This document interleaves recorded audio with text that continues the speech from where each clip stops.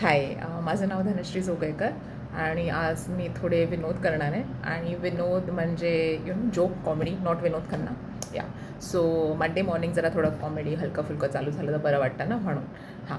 So first let me start with my own name Dhanashree Joglekar. असं बरेचदा म्हणतात की व्हॉट्स इन अ नेम. सुद्धा माझ्याच नावाकडे बघा धनश्री.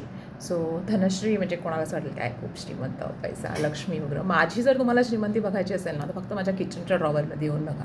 म्हणजे पिशव्यात पिशव्या म्हणजे इतक्या पिशव्या आहेत ना. एक कधीतरी काहीतरी डबा न्यायला लागेल तर, एक काहीतरी कचरा टाकायला लागेल तर, एक कोणाला काहीतरी न्यायला लागेल तर इतक्या पिशव्या आहेत की बापरे. म्हणजे ते पिशव्यां बघून तुम्हाला मी पिशव्यात श्रीमंत वाटू शकते, हे खरं आहे. आणि अजून एक श्रीमंती बघायची असेल ना तर तुम्ही माझ्याकडे ते श्रीखंडाचे प्लास्टिकचे पार्सलचे डबे असतील ना ते बघा. म्हणजे ते इतके डबे आहेत ना आणि टाकायचेच नाही आहेत. म्हणजे इतकं ते कंडिशनिंग आहे, मिडल क्लास कंडिशनिंग, की बापरे हा डबा कशाला लागेल. मी ॲक्च्युली 50% डबे टाकले आहेत, पण तरी ते आहेत. म्हणजे त्या बाबतीतही मी प्लास्टिकचे पार्सलचे श्रीखंडाचे डबे ह्याच्यात मी खूप श्रीमंत आहे. आता नेक्स्ट थिंग जोगळेकर म्हणजे साबुदाणा वडा खाणाऱ्या लोकांना माहिती असेल. प्रकाश ते पण जोगळेकरांचंच आहे दादरला. आणि म्हणजे साबुदाणा वड्याचे जे ओजी आहेत, असं म्हणजे तिकडचाच साबुदाणा वडा चांगला मिळतो असे म्हणजे बहुतेक लोकांना असं वाटतं. म्हणजे माझ्या नवऱ्यालाही असं वाटतं. म्हणजे मी घरी कधी आता साबुदाणा वडा बनवला ना, हे चांगलं आहे पण प्रकाश इज द बेस्ट. म्हणजे मला कधी कधी असं माझा नवरा जेव्हा असं म्हणतो ना, की तेव्हा असं वाटतं की त्याचं माझ्यावर प्रेम आहे का साबुदाणा वड्यावर. आणि प्रत्येक वेळेला नाही, तू चांगला केला आहेस पण प्रकाशसारखा नाही. म्हणजे एवढे गेले 11 वर्ष तुम्हाला ऐकवतो आहे आणि तरीही मी ते ऐकून घेते. म्हणजे मी किती सहनशील आहे ते बघा. आता थर्ड आमच्या मुलीचं नाव स्वरा. सो आम्ही जेव्हा नाव ठेवलं ना तर नाव आवडलं सुद्धा माझ्या. आणि अशी इच्छा होती की तिने काहीतरी गाणं शिकावं किंवा गाणं म्हणावं. आणि स्वराची अशी मजा आहे की ती गाणं सोडून सगळं करते. म्हणजे ती कराटे करते, ती फ्लेक्झिबिलिटी करते, ती क्राफ्ट करते, ती आर्ट करते, म्हणजे इतकं करते. पण अजून काही गाण्याकडे तिने कल दिलेला नाही. आता ठीक आहे, आता नावांवरून खूप झालं. आता let me come to the point. आता पु ल देशपांडेंनी ना मी आणि माझं शत्रुपक्ष ते त्यांचं अगदी जे भाष्य आहे ते मला खूप आवडतं. आणि त्याच्यानंतर मी नेहमी विचार करते की आपलं कुठलं शत्रुपक्ष आहे. तर माझे तर खूप आहेत ॲक्च्युली, पण आज आता आपण एका शत्रुपक्षाबद्दल मी बोलणार आहे.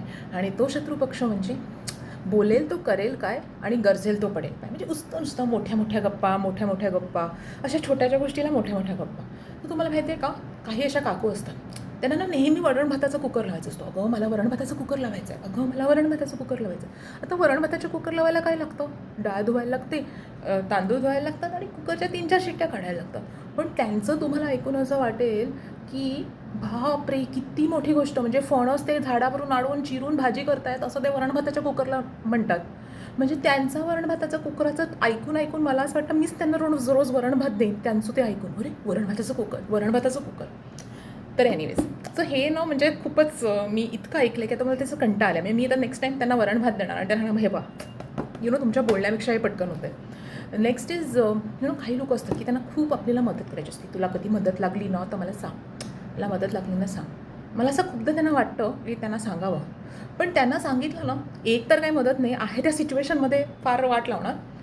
आणि अगं धनश्री तुला हे असं करू का, हे म्हणजे आपल्यालाच इतके प्रश्न विचारणार की आपल्याला असं वाटणार की आपण त्यांना मदत करायला बोलवलं का आपल्याकडे काही काम नव्हतं म्हणून करायला बोलवलं. हे मदत करणारे लोक ना मला असं नकोच वाटतं.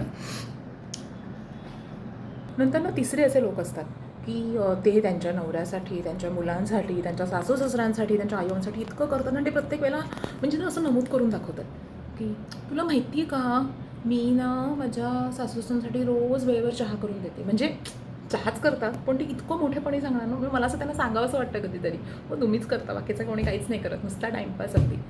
म्हणजे हे असे शत्रुपक्ष तुम्हाला भेटतात का. मला भेटले तर आधी मला चीड यायची, नंतर वाटायचं काय फालतू लोक आहेत. आता असं फक्त मी स्मिता असेल ते अरे हो वावा नाईस. हल्ली ते वावाचं खूप आहे ना की आपलं झी मराठी किंवा कुठल्या असं रियालिटी शोमध्ये वाव मला असं कधी कधी त्यांना असं सॅरकॅस्टिकली सांगायचं होतं, वाव किती मस्त, किती एक्साइटेड. तर येस, तुम्हाला पण असे शत्रुपक्ष भेटतात का, लेट मी नो.